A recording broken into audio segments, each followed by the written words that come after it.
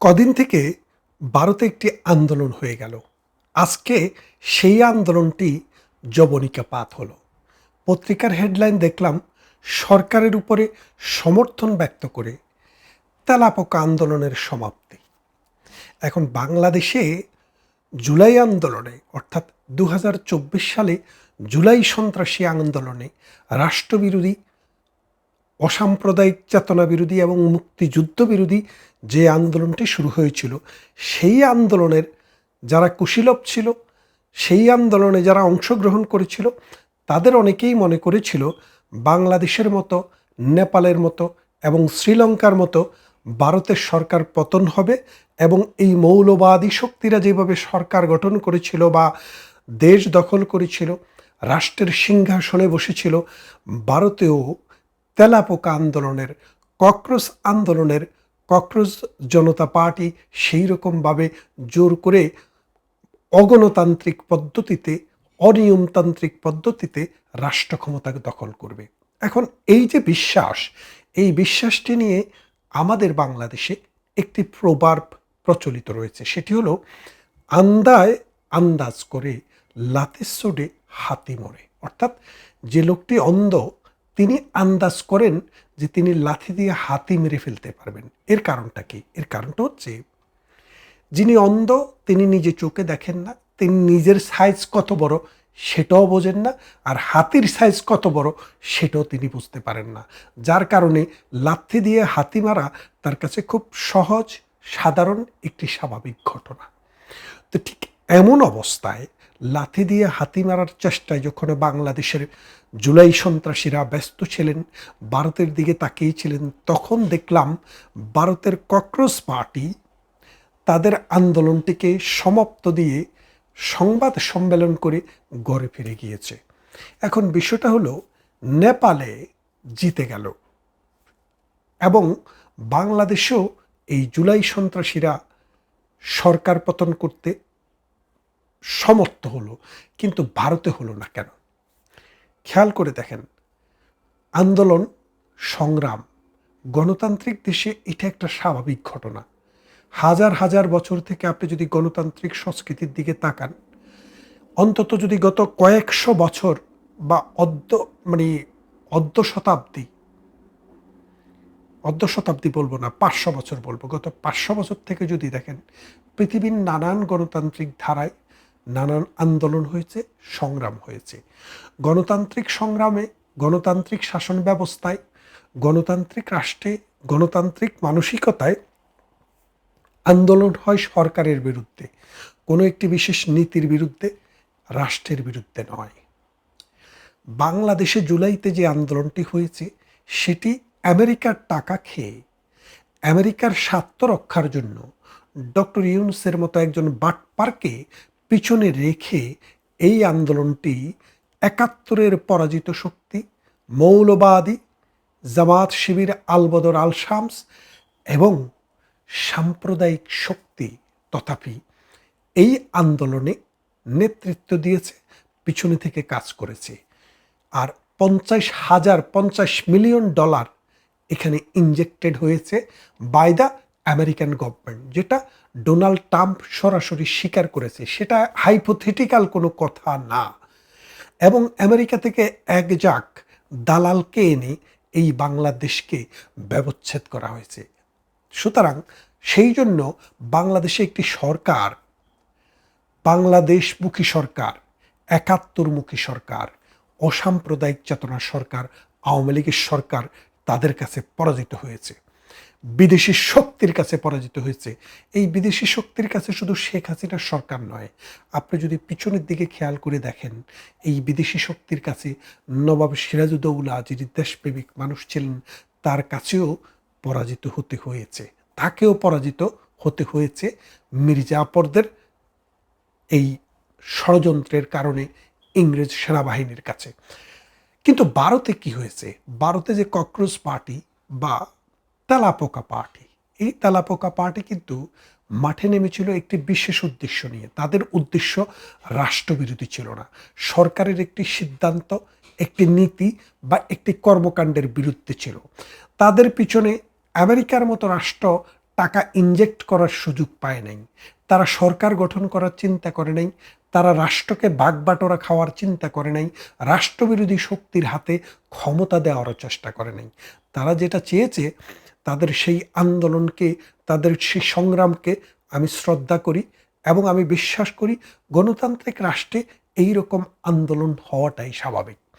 তারা বলেছে যে মেডিকেল পরীক্ষা সহ বিভিন্ন পরীক্ষায় প্রশ্নপত্র পাশ হয়, যেটা বাংলাদেশেও এই ফেনোমেনাটা ছিল। সেই প্রশ্নপত্র পাশ হওয়াকে কেন্দ্র করে তাদের মধ্যে যে তরুণ সমাজের মধ্যে যে ক্ষোভ দানা বেঁধেছে, যে বিশেষ ব্যক্তিকে, বিশেষ গোষ্ঠীকে এই সুবিধা পাইয়ে যাওয়ার জন্যই কিন্তু এই প্রশ্নপত্র পাশ হয়, যার কারণে যোগ্য ব্যক্তি যোগ্য জায়গায় স্থান পায় না, অযোগ্য ব্যক্তি রাজনীতির কারণে, টাকার কারণে অথবা কানেকশনের কারণে তারা অযোগ্য হয়েও সেখানে স্থান পেয়ে যায়। এই ব্যবস্থার বিরুদ্ধে তাদের 3টি দাবি ছিল। একটি হলো যারা আন্দোলনে নেমেছে, ন্যায্য আন্দোলনে, তাদের বিরুদ্ধে মামলা করা যাবে না। দ্বিতীয়টি হলো যারা এই ব্যবস্থার সাথে জড়িত তাদের বিচার করতে হবে। আর তৃতীয়টি হলো শিক্ষামন্ত্রীকে পদত্যাগ করতে হবে। সরকার শিক্ষামন্ত্রীর পদত্যাগ ছাড়া 2টা দাবিকে মেনে নিয়েছিল, কিন্তু পরবর্তীতে শিক্ষামন্ত্রী নিজে থেকেই পদত্যাগ করেছে, যার ফলে আন্দোলনকারীরা এই মোদি সরকারের সাথে একসাথ হয়ে সংবাদ সম্মেলন করে সরকারের প্রতি সমর্থন জ্ঞাপন করে তারা তাদের আন্দোলনের কর্মসূচি প্রত্যাহার করেছে। অর্থাৎ কোনো একটা রাষ্ট্রে তরুণ সমাজ যখন ইস্যুভিত্তিক, ন্যায়ভিত্তিক কোনো একটা বিষয়কে সামনে নিয়ে যখন আন্দোলন করে এবং সেই আন্দোলনে তারা যখন জয়ী হয়, রাষ্ট্রে তখন স্ট্রাইকিং ফোর্স থাকে এবং সরকার বলেন, বিরোধী দল বলেন, যেই কোনো শক্তি বলেন, তারা এই ফোর্সটিকে ভয় করে। কিন্তু বাংলাদেশে যেটি হয়েছে, বাংলাদেশে হয়েছিল কোটা আন্দোলন। সেই কোটা আসলে অনেক আগেই বিলুপ্ত হয়েছিল।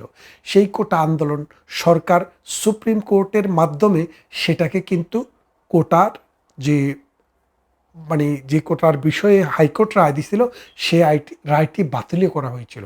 কিন্তু তাদের আসলে কোটা বিরোধী আন্দোলনটা ছিল একটা গৌণ।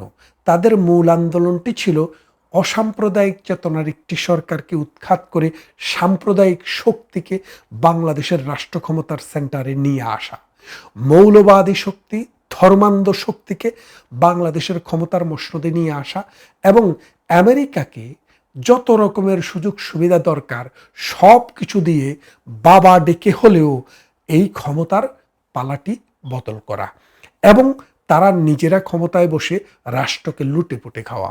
আপনারা যদি গত 2 বছরের দিকে তাকিয়ে দেখেন, এক একজনের, আজকে দেখলাম প্রথম আলোতে একটি নিউজ যে কোনো একজন কার্টুনিস্ট একটি কার্টুন এঁকেছেন, জুলাই কার্টুন।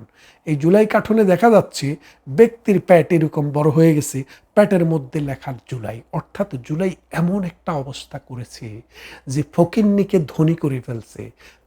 কিভাবে? ঘোষ এবং চাঁদাবাজি, সন্ত্রাসী করে। পার্লামেন্টে মেম্বার আছে যিনি এই ধানমন্ডি থানা থেকে সন্ত্রাসীদেরকে, চাঁদাবাজদেরকে ছুটিয়ে নিয়ে এসেছিলেন। তারা ঘোষণা দিয়েছিলেন তার গ্রামে, হান্নান মাসুদ নাম ধরেই বলেছিলেন কি, ওই বাটপার বলেছিল যে আমাদের গ্রামের সবচাইতে গরিব বাড়িটি আমাদের।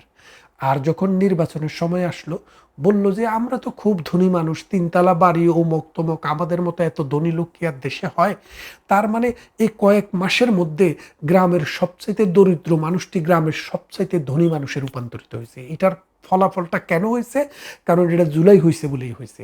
আর ভারতে জুলাইয়ের মতো একটি আন্দোলন হয়েছে। সেই আন্দোলনে আপনি খেয়াল করে দেখেন, একটি বাস ভাঙা হয়নি, কোনো রেল সেতুতে আগুন দেওয়া হয়নি, কোনো রেল স্টেশনে আগুন দেওয়া হয়নি, টেলিভিশন ভবনে আগুন দেওয়া হয়নি, রেলে আগুন দেওয়া হয়নি, ইট পাটকেল নিক্ষেপ করা হয়নি। আন্দোলন হয়েছে জনতার, মানুষের আন্দোলন। সন্ত্রাসীর, অমানুষের আন্দোলন সেখানে ছিল না। তাই ভারতে যে আন্দোলনটি থেকে সরকার শিক্ষা নিয়েছে যে মানুষের যেটা চাওয়া সেটা যেন ভালোভাবে হয়।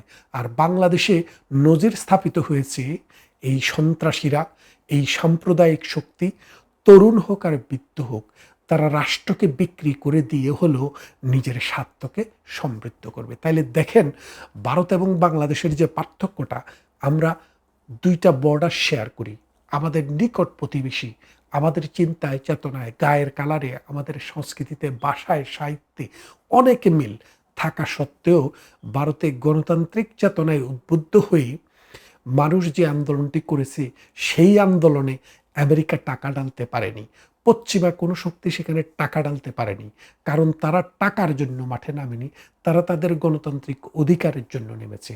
আর পক্ষান্তরে বাংলাদেশে এবং নেপালে আমেরিকা পয়সা দিয়ে, পালা কুত্তা দিয়ে আন্দোলন করিয়ে রাষ্ট্র ক্ষমতাকে নিজের ফেভারে আনার চেষ্টা করেছে। পাকিস্তানেও তাই হয়েছে, ইমরান খানকে বহিষ্কার করে। অবশ্য পাকিস্তানের জনগণ দিয়ে কিছু হয় না, পাকিস্তানে আর্মি দিয়েই সব হয়, আর্মি দিয়ে করিয়েছে। সুতরাং একটা জিনিস খেয়াল করে দেখুন যে এই কক্রোচ আন্দোলন, এই তেলাপোকা আন্দোলন ভারতে সফল হয়েছে কিভাবে। এটা যে এইম, যে ইয়াং ফোর্সের যে স্পিরিট, তাদের যে শক্তি, তাদের যে চেতনা, সেটা জনগণের পক্ষে কাজ করেছে। সরকারও সচেতন হয়েছে, মানুষেরও উপকার হয়েছে, এবং যে উদ্দেশ্যে সেই আন্দোলন হয়েছে সেই আন্দোলনের উদ্দেশ্যটিও সফল হয়েছে। আর অন্যদিকে বাংলাদেশ ৭১-এর পরাজিত শক্তির কাছে বাংলাদেশকে বিকিয়ে দিয়েছে। যারা মসজিদে মুক্তবে, মন্দির নয় মসজিদ, মুক্তব এবং মাদ্রাসায়, এতিমখানায় যারা প্রতিনিয়ত বলৎকার করছে, সেই শক্তিটিকে তারা শক্তিশালী করছে। ১৯৭১ সালে যারা ঘাতক দালালের কাজ করেছে, আমার নারীকে, আমার মা বোনকে, আমার দেশের মানুষকে হত্যা, নির্যাতন, দর্শন, লুণ্ঠন করেছে, তাদেরকে রাজনীতির সেন্টার পয়েন্টে নিয়ে এসছে। তাই গণতান্ত্রিক এবং অগণতান্ত্রিক শক্তির পার্থক্যটা এখান থেকে বুঝতে পারবেন। এবং ভারত কেন মহান আর বাংলাদেশ কেন মহান এখনো হতে পারেনি, তার একটি পার্থক্য এখানে দেখালাম। ভারতে কক্রোচ আন্দোলন অথবা তেলাপোকা আন্দোলন সমাপ্তি, আর বাংলাদেশে এরা দেশ বিক্রি করে এখন নিজেরাই আস্তে আস্তে দেউলিয়া হওয়ার পথে। তারা এখন পরীক্ষা দিতেও ভয় পায়, পরীক্ষা দেয় না, তারা এখন অটো পাস নেয়। বাংলাদেশের এই সাম্প্রদায়িক শক্তি, এই জঙ্গি শক্তি একদিন পরাজিত হবে, বাংলাদেশও ভারতের মতো গণতান্ত্রিক শক্তির বিকাশ হবে। ভালো থাকুন, কথা হবে অন্য কোনো ভিডিওতে, অন্য কোনো দিন।